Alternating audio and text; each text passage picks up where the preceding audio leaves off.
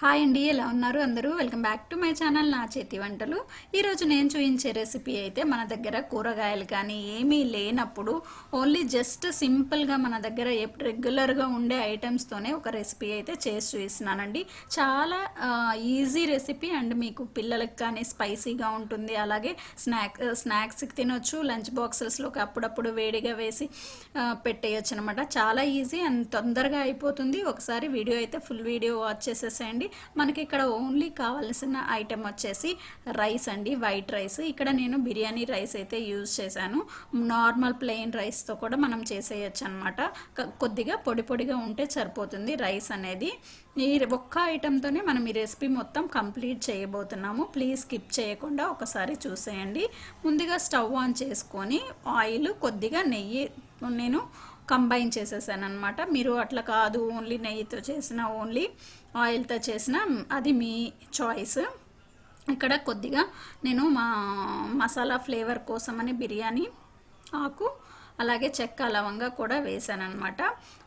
పల్లీలు మంచిగా నోటికి తగులుతూ ఉంటాయి కాబట్టి పిల్లలు బాగా తింటారు. సో పల్లీలు, పచ్చెనగపప్పు కూడా వేసాను. కొంతమంది ప్రతి ముద్దలో ఒక పల్లీ కావాలంటారనమాట పిల్లలైతే.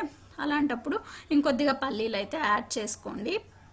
దీంతోపాటు కొద్దిగా షాజీరా వేసానండి. షాజీరా లేదు అనుకుంటే జీలకర్ర కూడా వేసేసుకోవచ్చు.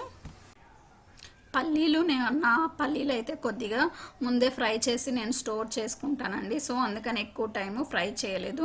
మీరు పచ్చి పల్లీలు వేసినట్టయితే ముందు పల్లీలు కొద్దిగా ఎక్కువసేపు ఫ్రై చేసుకోండి. ఇక్కడ ఆనియన్స్ పొడవుగా కోసాను. కొద్దిగా లుక్ కానీ మనకి ఆనియన్స్ తగులుతూ ఉంటే ఈ రైస్ అనేది మంచి టేస్ట్ వస్తుంది. సో ఆనియన్స్ పొడవుగా కట్ చేసుకొని వేసుకున్నాను నేను. మీకు వద్దు ఆనియన్స్ తగలొద్దు అంటే సన్నగా కట్ చేసేసుకోండి. దీంతోపాటు పచ్చిమిర్చి, ఎండుమిర్చి, కరివేపాకు, సాల్ట్, పసుపు వేసేసుకున్నాము. ఇవన్నీ మంచిగా ఫ్రై చేసుకోవాలి. నేను దీంట్లో అల్లం పేస్ట్ ఏమీ యూజ్ చేయట్లేదండి.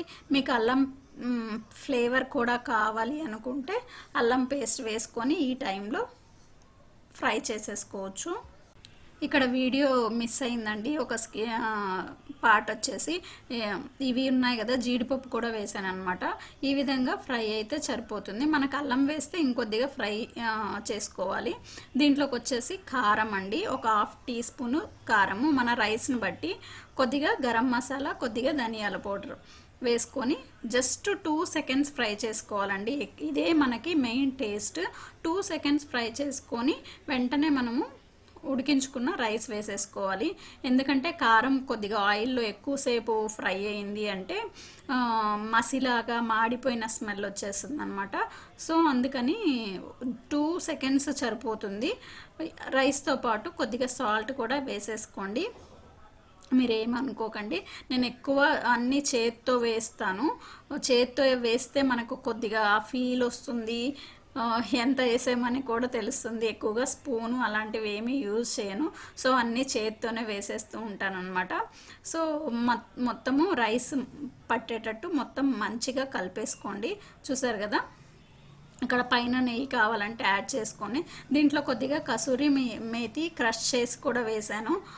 అది కూడా లాస్ట్లో వేసేసుకొని ఒకసారి మిక్స్ చేసేసుకొని మూత పెట్టేసుకుంటే ఆ కసూరి మేతి ఫ్లేవర్ అనేది మనకి రైస్కి మంచిగా పట్టేస్తుంది అనమాట. సర్వ్ చేసేటప్పుడు నెయ్యి వేసుకొని సర్వ్ చేస్తే చాలా టేస్టీగా ఉంటుంది. ప్రతి స్పూన్లో ఒక పల్లి కానీ ఒక జీడిపప్పు కానీ మనకి తగులుతూ ఉంటుంది అనమాట. పిల్లలు మాత్రం మంచిగా ఎంజాయ్ చేస్తారు. లంచ్ బాక్స్లో ఈ రెసిపీ అయితే పెట్టామంటే ఒకసారి మీరు కూడా ట్రై చేయండి. మీకు ఎలా వచ్చింది అనేది కామెంట్ బాక్స్లో అయితే రాసేయండి. అలాగే ఈ వీడియో మీకు నచ్చినట్టయితే ప్లీజ్ లైక్ చేసి ఈ వీడియోని, ఛానల్ని సబ్స్క్రైబ్ చేసుకోండి. మన ఛానల్లో మరిన్ని వీడియోస్ ఉన్నాయి, అవి కూడా ఒకసారి చూసేయండి. Thank you for watching this video. అలాగే మీ ఫ్రెండ్స్కి కూడా షేర్ చేయండి.